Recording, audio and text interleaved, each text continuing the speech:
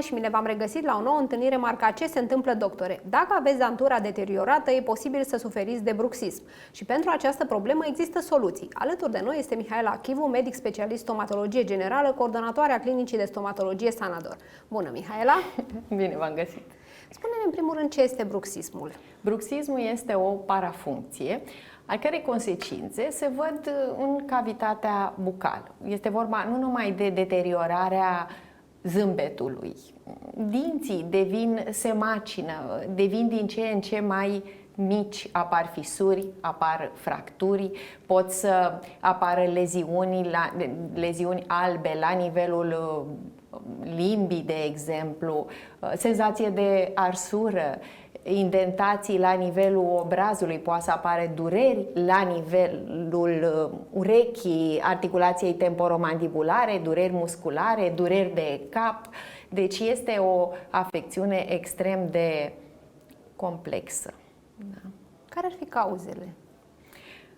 Este o parafuncție ale cărei cauze sunt diferite. Există un bruxism nocturn și un bruxism diurn. Bruxismul diurn afectează cam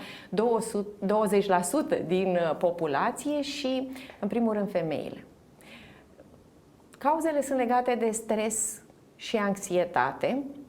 Aceste încleștări ale dinților se accentuează în timpul zilei și seara deja se simte o contractură musculară. Bruxismul nocturn afectează în proporție egală femeile și bărbații. Este legat mai mult de tulburări în somn, ca și apnea în somn, de exemplu, sau sfărăitul. Este sesizat de către partenerul de viață și aceste dureri apar dimineața la trezire, dacă sunt, și diminuă pe parcursul zilei.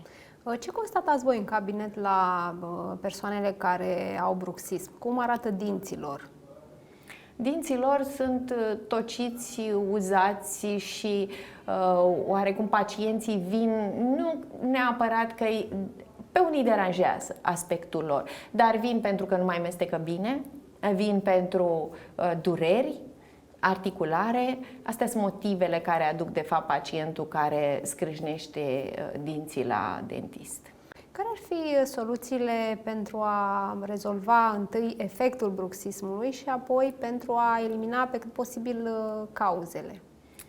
Cu cât depistăm mai bine, mai repede această patologie, cu atât tratamentele sunt mai puțin invazive. Adică o primă măsură și, să spunem, cea mai la îndemână pentru toți pacienții este gutiera de bruxism. Este cea mai ușor de folosit, dar cea mai puțin folosită. Pentru că noi, în momentul în care dăm această gutiere pacientului, îi spun trebuie să o porți zilnic, în fiecare seară.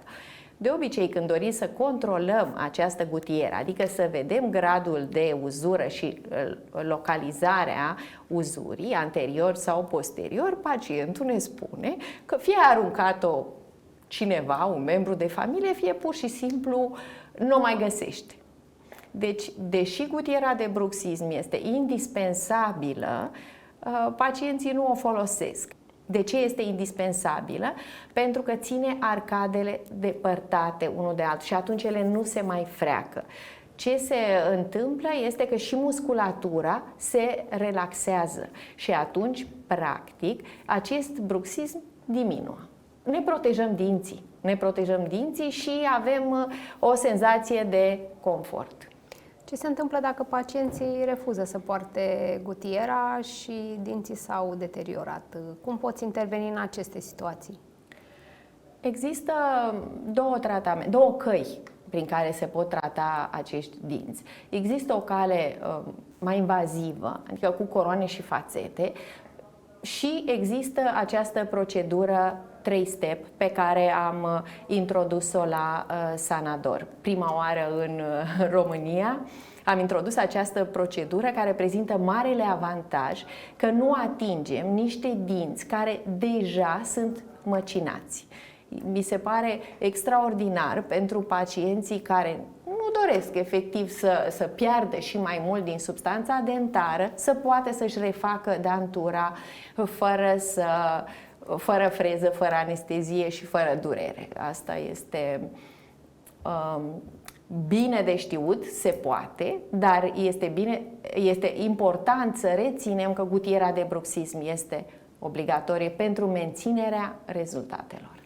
Și în ce constă intervenția 3-step în cazul bruxismului?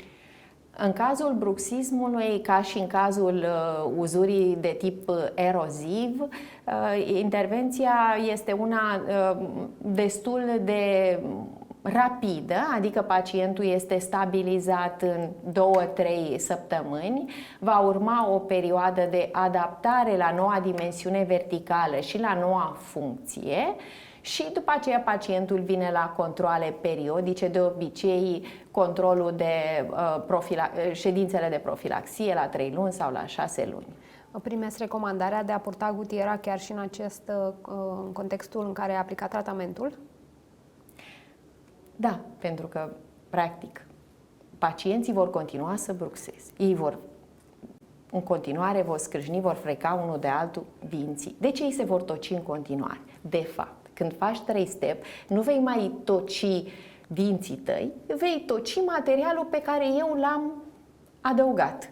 Și atunci este bine ca noaptea să porți gutiera de bruxism, nu numai pentru că nu mai stocești dinții, dar pentru că această distanță creată face mușchiul să se relaxeze și nu mai ai dureri. Ai menționat stresul, anxietatea. E important ca pacienții să știe că ar trebui să acționeze și în vederea combaterii cauzelor, da, pe lângă tratamentele, să spunem, efectelor. Da, cu siguranță.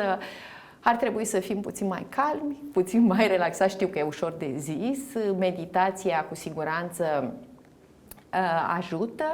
Dacă există tulburări de somn, ar trebui un consult de specialitate, pentru că bruxismul se va ameliora cu siguranță. Dacă există într-adevăr dureri la nivelul articulației temporomandibulare, aceste dureri trebuiesc tratate. Funcționează cei drept și acupunctura, funcționează o serie de exerciții care se fac zilnic, există injecții de relaxare a musculaturii, deci există soluții pentru diminuarea efectelor acestui bruxism și pentru, într-un fel, o prevenție a uzurii dentare.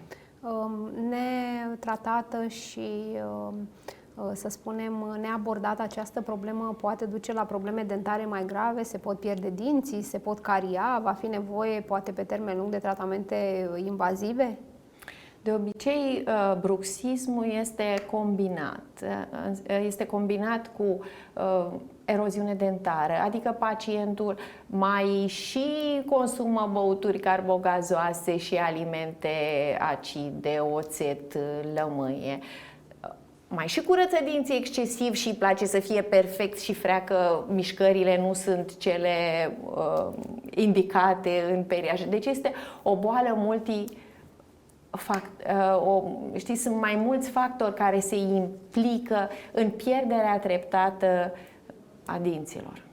Și pe termen lung riscăm pierderea acestor dinți? Riscăm, pentru că aceste forțe dezvoltate în timpul bruxismului sunt extrem de puternice și pot să ducă la fisuri, la fracturi și, evident, chiar pierderea dinților. Iar faptul că noi ne restaurăm și le punem implanturi nu înseamnă că scăpăm de bruxism, adică consecințele bruxismului vor exista în ciuda restaurării protetice. Cu atât mai mult pacienții care au implanturi, care au fațete, trebuie să poarte această gutieră de bruxism și trebuie ținut totul sub control.